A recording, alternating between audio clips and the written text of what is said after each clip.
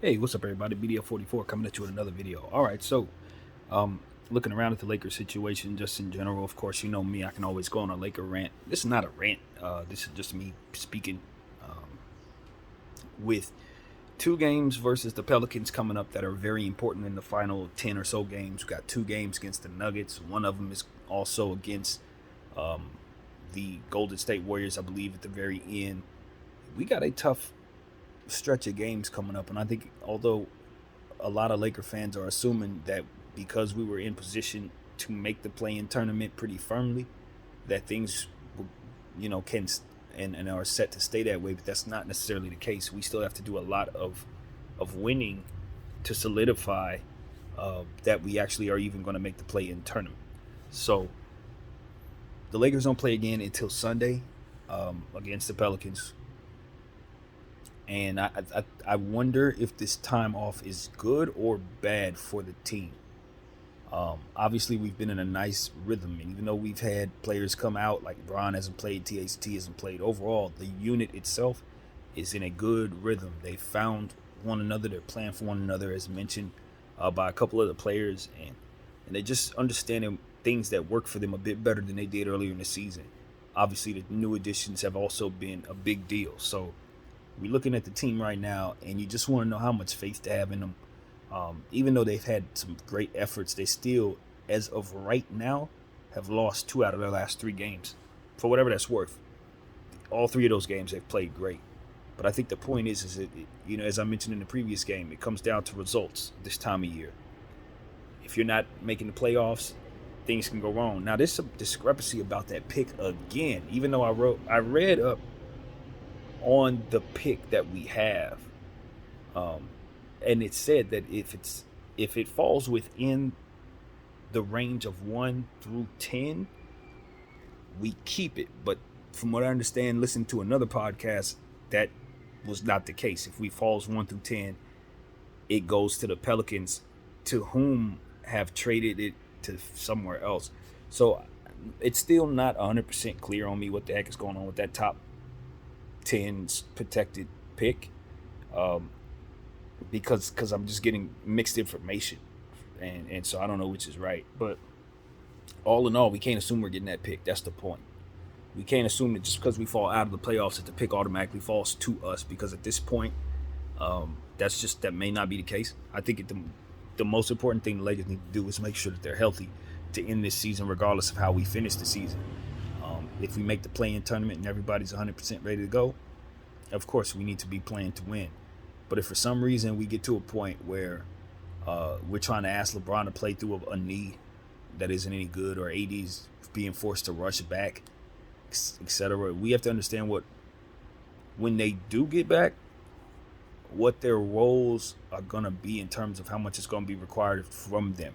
Sort of like I said about Ben Simmons. Everybody's saying, where's Ben Simmons? He needs to hurry up and come back. No, he doesn't. He needs to come back when he's 100% ready for the role that's going to be demanded of him. Because that role that Ben's in requires him to be physical. It requires him to guard players bigger and smaller than him all the time.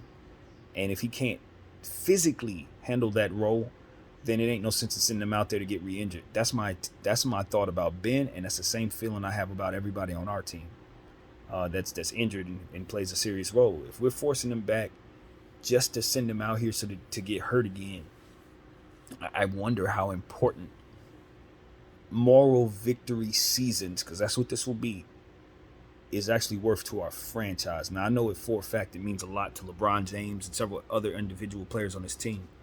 But the franchise, I don't know if it makes a whole lot of sense to go all willy-nilly with people's health for this season, even though we're in a position to make this tournament. It's been reported that, as we said, the knee for LeBron, it said that there's fluid in that knee. It swelled up on him, and that it was reported that he physically could not go yesterday, let alone decided that he shouldn't, but that his knee wasn't going to let it happen. If that's the case, we need to be very mindful that, obviously, I'm trying to keep from saying stuff that's just repeated over and over again, but obviously we don't have assets. We need to make sure that our most important pieces are intact and healthy, so that if we do make moves in the offseason, we're not attempting to trade injured players. So That's what I'm trying to say. I think that the overhaul of this team may not feel as necessary as it may have 2 weeks ago, but there's still some things we have to do in order to put ourselves in a position to be champions. And I just don't think that we can do those things if those players aren't healthy in the offseason. It's that simple.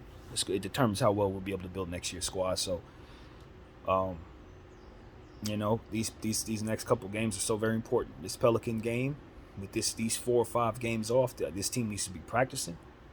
I understand the guys like to take some time off. It's been a long season. We're in the dog days, but if you didn't play all of those games for nothing, then we need to make sure that we account for that with how we approach the rest of them, because that's exactly what it is. We played all them games and suffered all them games for nothing.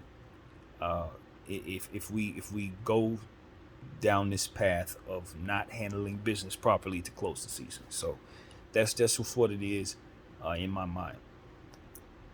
So now that I've said all of that, it's just about, for me, just making sure that we continue to put the players on the floor that can help us as we've done, not taking any steps back with the progress, not taking any steps back with who we've, how the plays that we've been running and stuff like that. Because that's really the difference. It's who we've replaced the veterans with. Completely removing the veterans from the rotation, I thought, was something that should have been done much sooner. I think it's a recipe for good things when we remove those guys, the Trevor Arizas and all those vets that we use so very often, that really gave us nothing defensively, really couldn't move the ball around, really couldn't do a lot of things, whatever. Don't want to harp on it too much, but we've given ourselves a chance with Winion Gabriel, Stanley Johnson, and continuing to use Austin Reeves and Malik Monk, of course. It's the youth movement, man. That's what it's all about. I think the only thing this team is really missing at this point is one more big that we can run at the center position, who's a traditional 7-footer, who can just kind of just do the easy stuff, the cleanup stuff, do the hard work that Dwight does for us as well.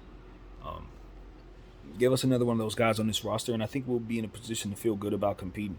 Obviously, we don't think we're the best team in the world, but you give us LeBron and AD at a healthy clip, and I think we can show the league what it is our team was supposed to be in the first place, which was a team that really didn't care too much about defense, but more so was built to outscore you. And I think we've gotten away from that. I think that the vision of the team and the coach that they asked to put that vision out there don't mix. And I think that's also something that kind of just should have deterred them from building this way. When you put together this weird fit and you get this coach that can't coach offense at all and ask him to put that fit together, but none of the players really have defensive prowess outside of AD, it's just, they should have done what they needed to do to make sure they had the right coach, and they should have done what they needed to do to make sure that they picked younger and youthful, more active bodies to run out there throughout the bulk of the season.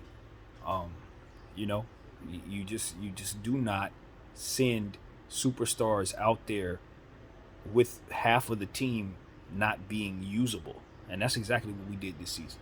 We decided that we were going to lean on Russell Westbrook, AD, and Bron for probably 75% of our production, and just assume that the other guys would just hit a jump shot here and there, and assume that AD would be able to mask everybody's problems defensively. It was just a bad vision for a roster, in my opinion.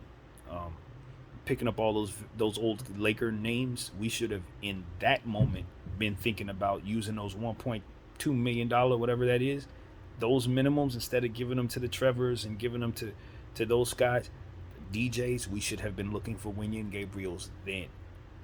We should have been looking for guys like that, Stanley Johnson, at the beginning of the development process of this roster. If we would have done that and given ourselves Winion and Stanley from the beginning of the season, we wouldn't even be in this position. We would not even be in this position. We just did not give ourselves what we needed. And that's the thing, you finally give it to yourself. Now you got players missing AD's missing. It's like we just never had it come together. Kendrick Nunn, that was a huge blow because at least some of these games where we really had issues, Kendrick Nunn would have scored 18, 20 points. It probably would have been a difference, you know? And when he gets hot and starts really getting into a real comfortable rhythm, he can be a 30-point scorer. You know what I mean? He's a guy who can really make a difference. You couple that with the production of a Malik Monk on a consistent basis, you figure those two scorers, they're giving you more than 18 points each. Suddenly, you're accounting for points that you don't have right now.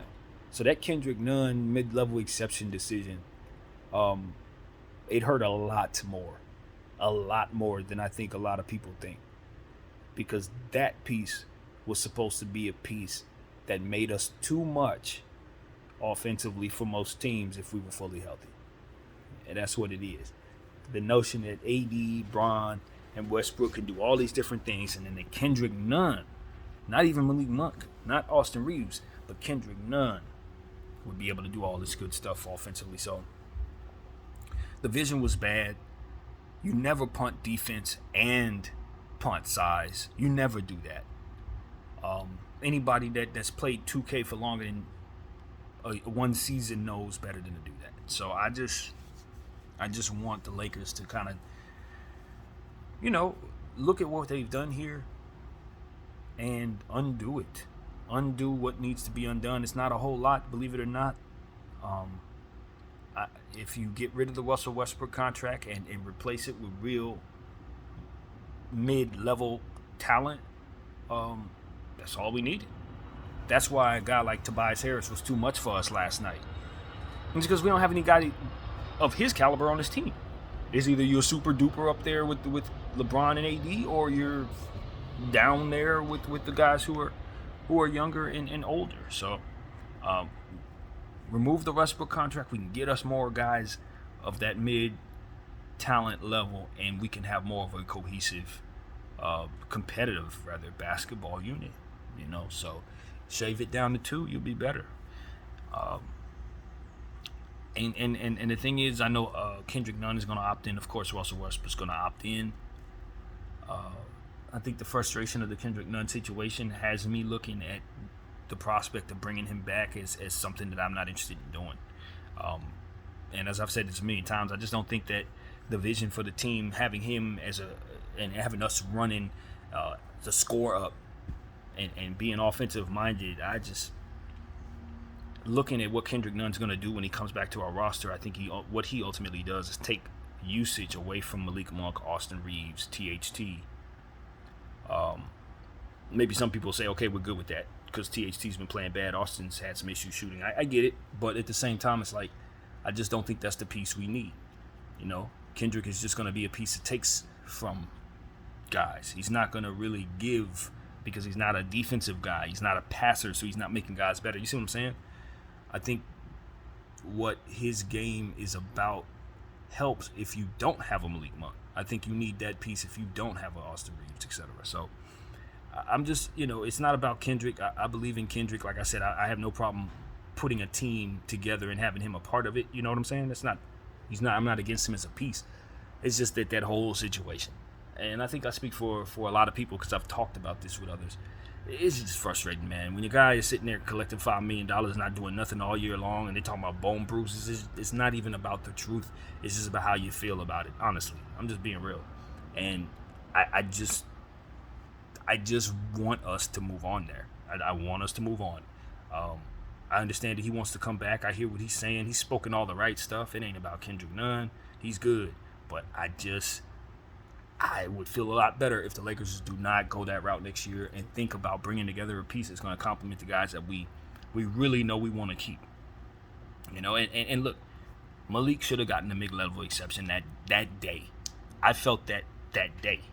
When we signed Malik Monk, I'm like, I kind of would have gave the 5 to Malik. I know what his talent is, and he made me look like I knew what I was talking about because he played to the way that I thought he would, which is come here and make a name for himself immediately with his talent level. He did what I thought he was going to do.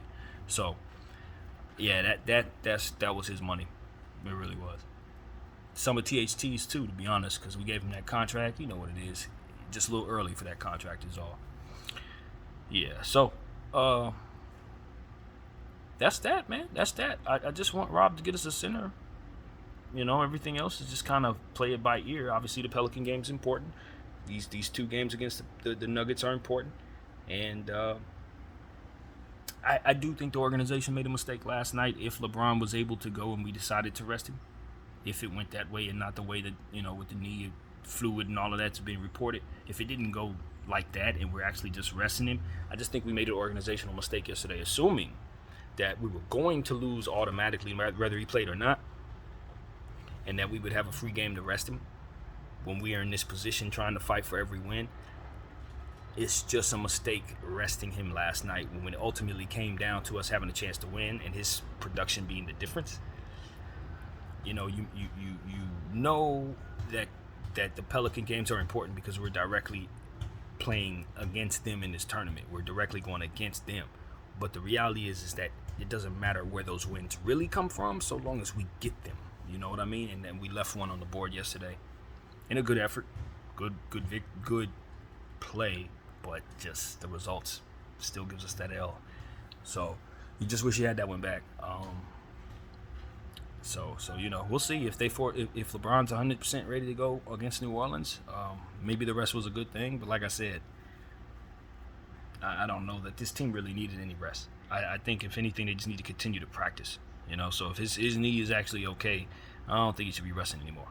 If it's fine, let that be the last time you rest this week. But if you're not healthy, and if you're fighting through injury, then I feel the complete opposite, the absolute opposite. So take it for what it's worth. So all in all, that's what I want to say, man. I appreciate you guys for watching me, man. I just want to get up here and free talk about the squad.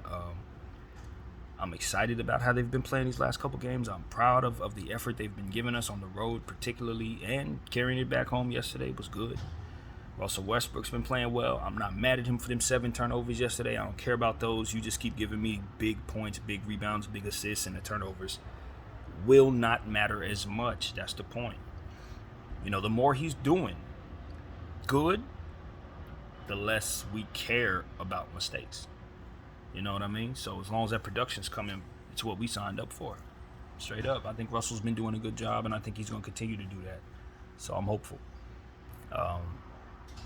And like I said yesterday, I think Frank Vogel, of all the games that he's coached poorly, I thought yesterday was one of his better games. So I think it's important for somebody who speaks his name a lot and complains a lot to at least give him an acknowledgement when the game isn't his fault, I guess is the best thing I can say. It wasn't yesterday. He didn't do things that I was unhappy about. He didn't leave lineups on the floor that I didn't like. I thought the offense and the ball movement, the player movement, the plays that we're running have all been better over the last week and a half. And since the Washington game debacle, I haven't really seen a whole lot from Frank Vogel that makes me unhappy. And that's as far as I'm willing to say. I think that's the truth. So hopefully we can that can be the start of good things from him too. I'm rooting for everybody on this team, and I'll change my mind about anybody who does a good job. Period. That's just how it works. You do bad, I'm upset. You do good, I'm happy. That's what it's going to be. It ain't deeper than that. And yesterday was pretty good. So one game at a time, man. One game at a time. Improvement, we'll take it. And that is it. BDF 44. I thank you all for watching, and I'm out.